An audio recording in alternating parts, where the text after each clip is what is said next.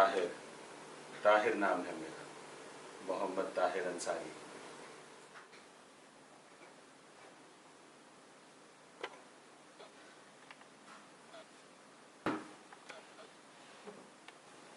ताहिर भाई, आप अपना जो बचपन है, बचपन से लेके और पढ़ाई लिखाई तक के बारे में थोड़ा बहुत कुछ दिल्ली में हमारे दर्शकों को बताइए। दिल्ली कंटोनमेंट एरिया में मेरी पैदाइश हुई और उसके बाद में एयरफोर्स स्कूल से मेरी स्कूलिंग हुई। और शुक्रगुजार हूँ अपने माँ बाप का कि उन्होंने इतनी अच्छी तालीम दिलवाई। एयरफोर्स स्कूल में पढ़ाया और वहाँ से पढ़ने के बाद I was just an ordinary student और बच्चों की तरह था। लेकिन क्योंकि मैं खेलता था और मैं कल्चरल एक्टिविटीज़ में पार्टिसिपेट करता था, डिबेट में पार्टिसिपेट करता था, स्पोर्ट्स में तो था ही था, तो I was just an average student, 50% वाला। मतलब फ्रैंकली स्पीकिंग कोई मेरे 90% 100% मार्क्स तो कभी नहीं आए, बट हाँ 50% 60% वाले मार्क्स थे। लेकिन मेरी इन्वॉल्वमेंट सब जगह थी स्कूल में। तो स्कूल में भी मैं फिर मैं हेड बॉय रहा और हर जगह पार्टिसिपेट करा, स्कूल को रिप्रेजेंट करा। और फिर क्रिकेट का जहाँ तक शौक रहा। हाँ, मैं अभी इसी बात पे आने वाला था कि स्कूल में या कॉलेज में जो गेम्स होते हैं जी, तो अमूमन स्टूडेंट्स पार्टिसिपेट करते हैं। जी, तो आपका शौक हॉकी में वैसे ज़्यादातर लोगों का होता है, लेकिन आपका क्रिकेट में रुझान कैसे आ गया?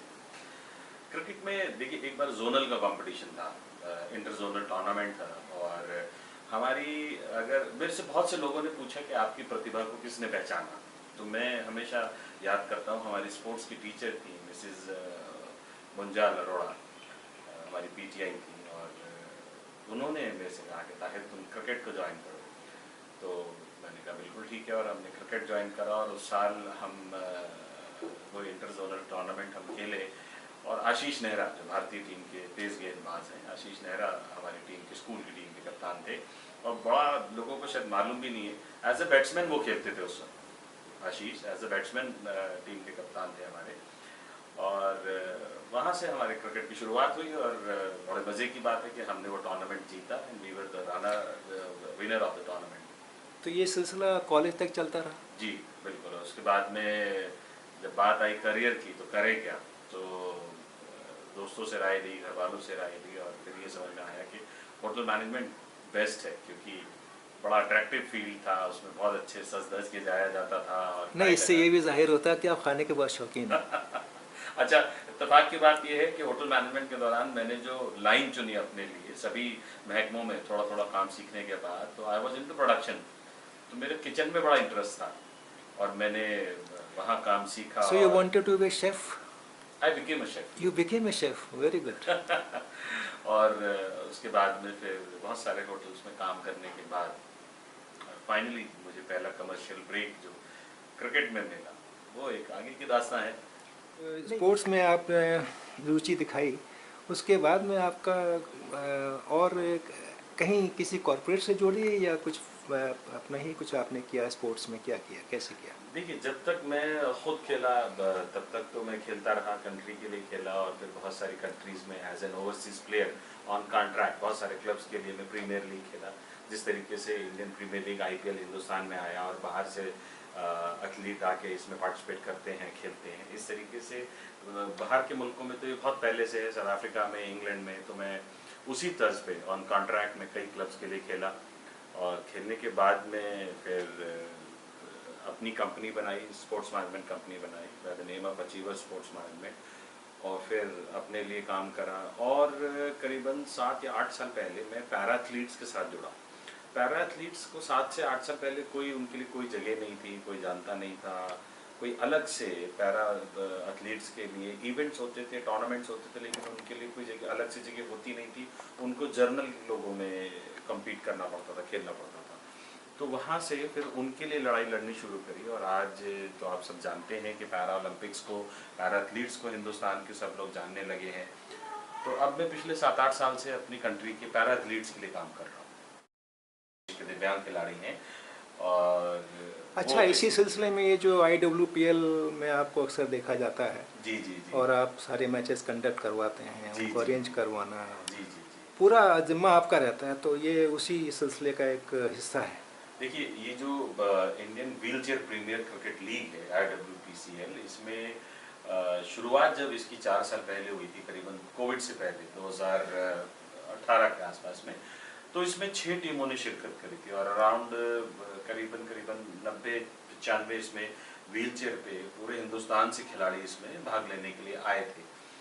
ये जो प्रोजेक्ट है, ये मुकेश सिन्हा जी इसके कन्वीनर हैं, ये उनका है, उन्हीं के प्रयासों से ये कागज से शुरू होके और मैदान तक पहुंचा। उसके बाद में उन्होंने मुझे जोड़ा, तो मुझे उन्होंने इसका टेक्निकल डायरेक्टर बनाया और उसको सकुशल कराने की जिम्मेदारी मेरे ऊपर आई, मुझे जिम्मेदारी दी गई। बाकी सारा कुछ उसके लिए, देखिए कोई भी इवेंट की कामयाबी सबसे पहले तो उसके पैसे पे डिपेंड करती है कि उसके लिए पैसा जोड़ना। और क्योंकि विराट कोहली के नाम पे आपको कोई भी पैसा दे देगा, सचिन तेंदुलकर के लिए कोई भी इन्वेस्ट कर देगा, लेकिन जब बात आती है दिव्यांग खिलाड़ियों की, जिनको कोई जानता ही नहीं, जिनको लोगों को ये नहीं मालूम था कि व्हीलचेयर पे बैठ के क्रिकेट खेली जा सकती है, वहाँ से फिर उन लोगों के लिए पैसा लेके आना, वो मुकेश सिन्हा जी ने बखूबी उस काम को किया। और फिर उसमें करते करते चौथा इवेंट 2023 में जो उसके अंदर 8 टीमों ने शिरकत करी और कुछ विदेशी खिलाड़ी भी इसमें आके खेले। करीबन 150 व्हीलचेयर पे खिलाड़ी एक साथ एक जगह पर खेल रहे हैं।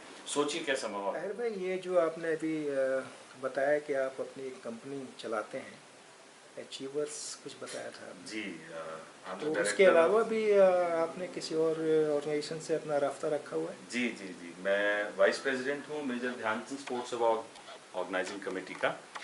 साथ ही मैं NRI अफेयर्स हेड हूँ नेशनल ह्यूमन राइट्स ऑर्गेनाइजेशन का। नेशनल ह्यूमन राइट्स ऑर्गेनाइजेशन का मैं दिल्ली प्रेसिडेंट हूँ और इस तरीके से बहुत सारी संस्थाओं के साथ जुड़ा हुआ हूँ मैं। और जैसा कि आपने जिक्र करा कि मैं कंपेयरर हूँ, मैं एंकरिंग कर रहा हूँ रामलीला मंच की भी, रामलीला ऑर्गेनाइजिंग कमेटी के साथ में जुड़ा हुआ हूँ मैं।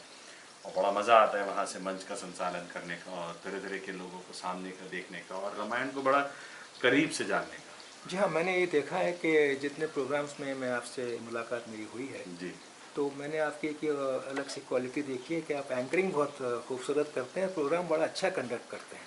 शुक्रिया, तो बहुत मैं बहुत ये शुक्रिया। आपसे ये पॉइंट पूछने वाला था, तो अच्छा हुआ आपने खुद ही इसका जिक्र कर दिया। जी, तो ये अमूमन आपने एज ए हॉबी इसको लिया हुआ है या मतलब करते करते या किसी का गैप फिल करने वाली बात होती है? नहीं नहीं, एज अ हॉबी, क्योंकि एक अच्छी चीज़ आप ये कह लीजिए जो लोगों को पसंद आया और जो लोगों ने सराहा।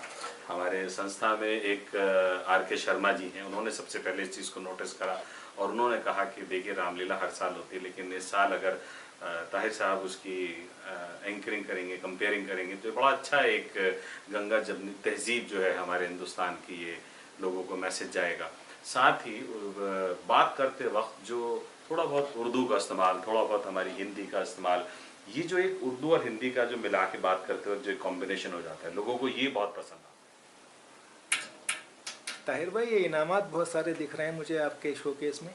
है। तो ये देखिए बड़े अच्छी यादें जुड़ी है। देखिए ये Commonwealth Games Australia Gold Coast में जो हुए थे, जी, तो उसमें हर मेडल के साथ आपको मालूम होगा कि एक मोमेंटो वो देते हैं, तो ये उसी का है। और ये जो मेरे एथलीट कॉमनवेल्थ गेम्स में जिनको मिला था, तो मेरे लिए उन्होंने ये उनको एथलीट को मिला और बीइंग मैनेजर टीम के कोच उन्होंने मुझे ये गिफ्ट किया। इसके साथ ही मेरा खेल रत्न सम्मान है, जो खेल रत्न अवार्ड मुझे मिला। साथ ही यंग अचीवर अवार्ड मिला था जो प्रधानमंत्री श्री नरेंद्र मोदी जी ने जो स्टार्टअप शुरू करा था, उस स्टार्टअप में मुझे दिया गया था। ये PhD chamber of commerce Delhi की तरफ से था, यंग स्पोर्ट्स अचीवर्स अवार्ड। और ऐसे ही और बहुत सारे हैं। और एक ये रिसेंटली अभी दिल्ली गवर्नमेंट स्वाभिमान एक्सीलेंस अवार्ड, ये अभी मई में 2023 में मुझे नवाजा गया इस अवार्ड से। और तो ये मतलब आपके अचीवमेंट्स का था?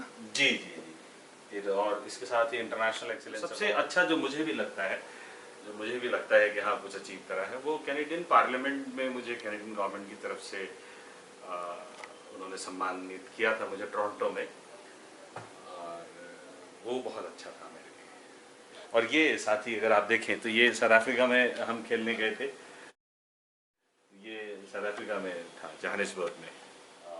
उत्तराखंड की तरफ से, उत्तराखंड गवर्नमेंट की तरफ से फुटबॉल रत्न अवार्ड। मुकेश सिन्हा जी के साथ जुड़े हुए हैं। जी जी। तो वो मैं समझता हूँ कि एक लोकल बॉडी है जोनल नहीं है, वो नेशनल बॉडी है, क्योंकि उसमें पूरे मुल्क से खिलाड़ी उसमें खेलने के लिए आते हैं। इसके अलावा